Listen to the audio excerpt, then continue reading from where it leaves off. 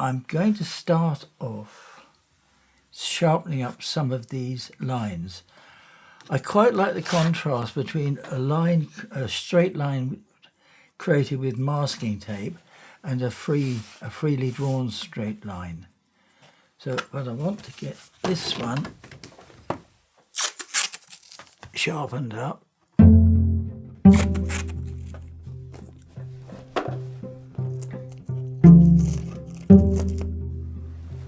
There we are, that one.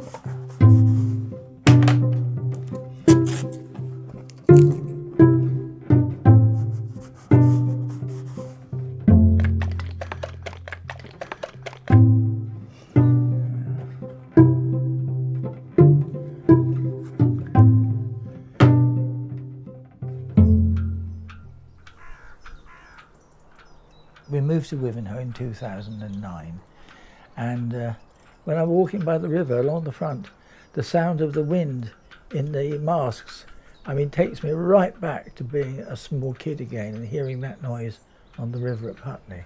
And where I went to school, it was, at Hammersmith, we backed right onto the river there. My earliest memories, my mother used to take me down there with the pram, and she used to pick up bits of driftwood for kindling for the fire. When I was very small, I do remember I invented a country. It's called Pandora. I can remember that. And I invented this country, and it meant I could design everything about it. I did the maps of it. I designed their flags. I designed their military uniforms. I designed their postage stamps because I collected stamps myself. And I remember I had this enormous folder about this thick of this country Pandora that I'd invented, but it all involved, my interest and drawing and painting things. So I think it was just part of me. I've just finished a series of paintings of the Fenlands. We went with some friends to stay in an old Victorian pump house way up north of Ely, and I was absolutely fascinated with the landscape there. And because it was quite tall, I was able to look down on the landscape and draw. But also, there was a very, very large-scale Ordnance Survey map of the area that they had inside the house on the wall. And again, the pattern that the drainage ditches made. And I've always been a sucker for maps. So I've done a couple of... There's one little painting over there, the green one, which is the first one I did, which is about a mixture of an aerial view. It's an aerial view and a map, really. The other thing I've been working on are the paintings I did of drawings that I worked on in the summer. I was in Sussex on the South Downs. So I've got a series of drawings I made there. So I'm working on those ideas at the moment. Well, I've got a small painting here that I've recently started working from this little collage. It was based on some drawings I made in the summer this year.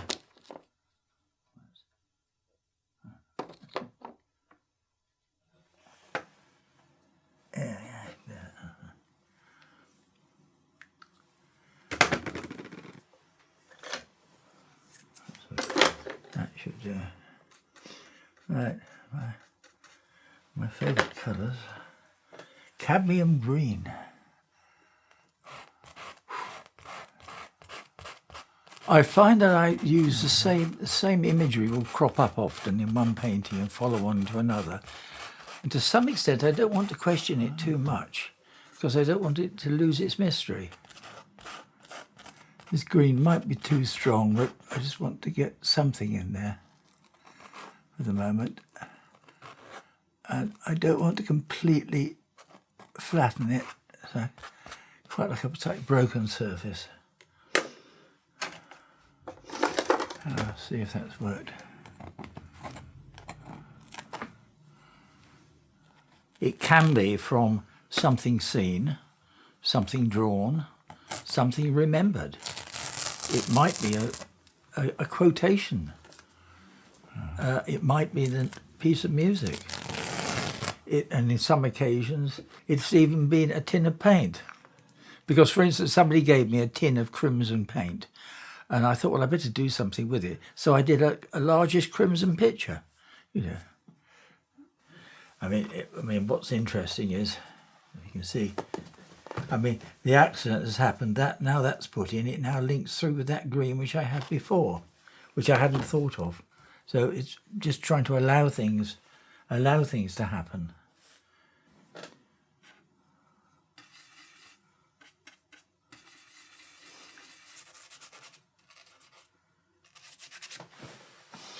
I think in my painting over the last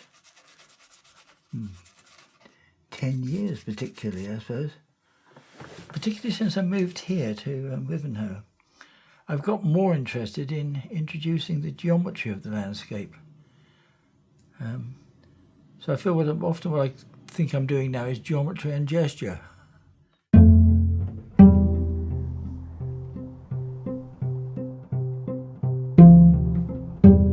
I've used the device of a gate quite frequently. Now that might be something to do with the lockdown thing we've all gone through. I don't know, but I've been going around collecting gates, the design of them, and they'll get used again, I'm sure. I left my options open when I was at school. I thought if I got into the sixth form, I would do history, I would do art, and I would do English. And then I'd see how things went.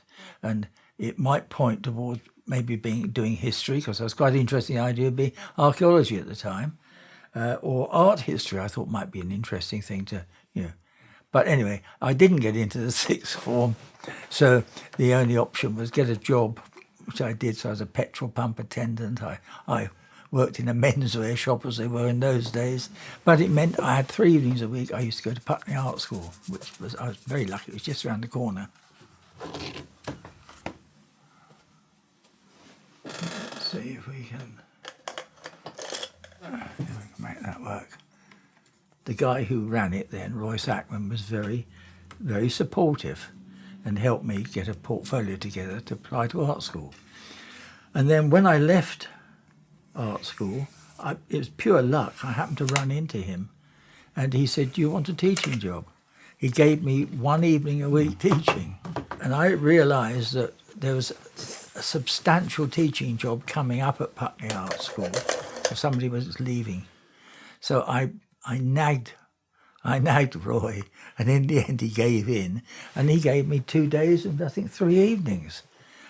He sacked me once, and then the students complained, so he reappointed me. And so I worked mainly there until I finally became a tutor in charge. And then the last bit I was there, I was head of the school. But in the meantime, I did do odd bits of teaching at Chelsea Art School and on the foundation course, and Sir John Cass. And where else was it? Oh, Morley College. So I had odd bits and pieces outside.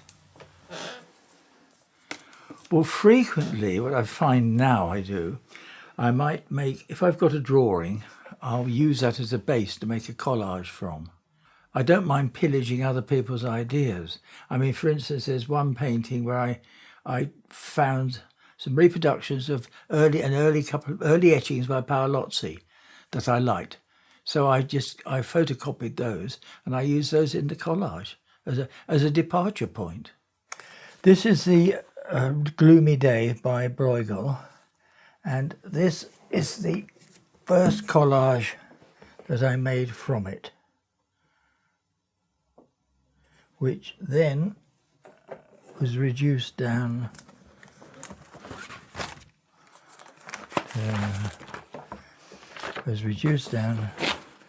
to this collage. This then was the base that the painting was made from.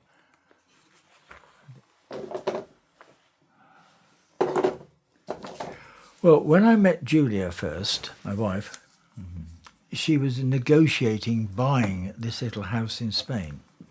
It had belonged to an artist called Harry Thubron and his wife, Elma Thubron. Harry had died. Elma now wanted to get rid of the house. So we went out for, I think, the Easter of 1990 to look. And the house actually was right next door to the house where Miles Richmond had lived. It still belonged to the Richmond family, but they were letting it out now. The problem with the house we wanted, it didn't have a well. We tried to get a well dug and we couldn't do it. We were stopped. But we'd fallen rather in love with the area. We met a Spaniard called Jose who wheeled and dealed a bit with houses and things, and he said he'd see if he could find us something. So we went back there 2 or 3 times, 2 or 3 years, staying in different places until we found the place that we bought. Now, the interesting thing was there'd been a history of artists going out there since. Bomberg was there in the 1950s. So we kind of slightly locked into that. We were most probably the last sort of generation of British artists going out there. I'd had odd skirmishes with the landscape, I'll call it before, but I hadn't actually pursued them. Living in London, it didn't really sort of work somehow. I mean, it was just when I went away on holiday, I made drawings and things, but I didn't sort of pursue it. But being out there, there was no alternative. I had to pursue it. And it was tricky at first, trying to get the idea of Bomberg out of one's head. It was like he was looking over your shoulder all the time. And there's a very good artist called Bill Mills, who, I never met him, sadly, but I was quite influenced by his work, which I saw. In fact, we've got one of Bill Mills' paintings. So it took time, actually, to find my own way through it. I realise now I should have been doing that all along. But, I got diverted.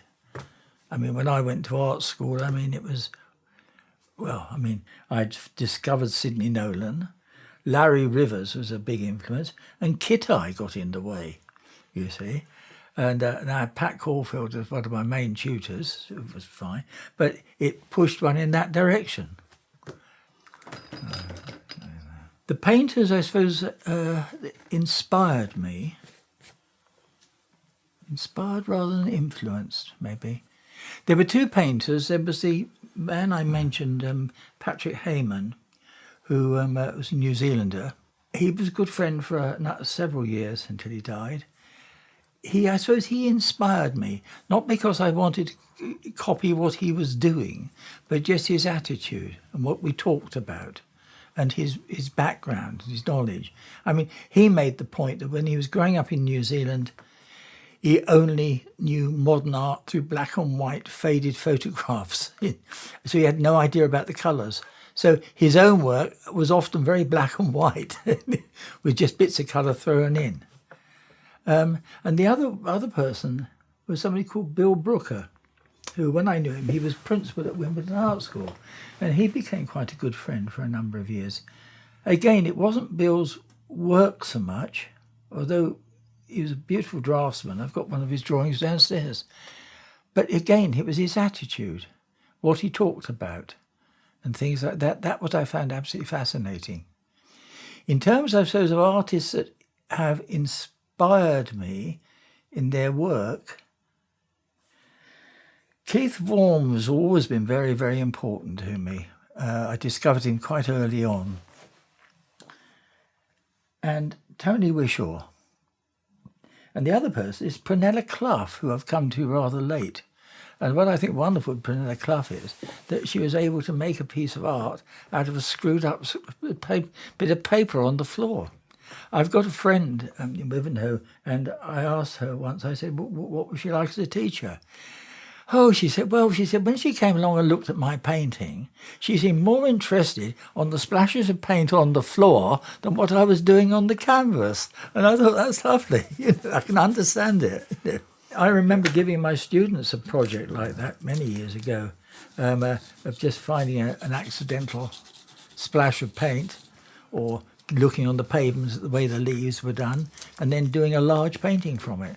And I got some fantastic results from quite unlikely people. I don't know if they really understood what they were doing, but it was fascinating. I'm not sure if many of these colours are going to stay, but I needed to get something in to get the yellow background out of the way.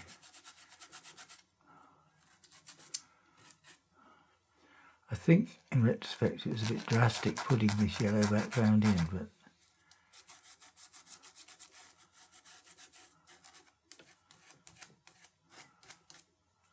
sometimes it's quite nice to have something you've got to fight against. I think it was in Cromer, on the beach there, that I saw this sort of scar of this burnt out boat. It just stuck in my mind, really. So I did the painting that the Art Society kindly bought.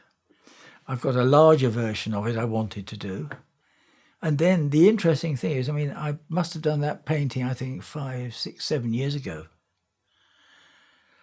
Earlier this year, there was a burnt out boat on the opposite row hedge on the Wivenhoe side that people didn't seem to know how it appeared there. I remember Julia coming in and telling me about it, and it was this, and she said, it looks just like your painting. Anyway, unfortunately, I was going to go down to look at it. I never got there in time, and it was obviously taken off somewhere. But it was a strange feeling. It was like I'd made it happen. So maybe it's just as well I didn't see it. No.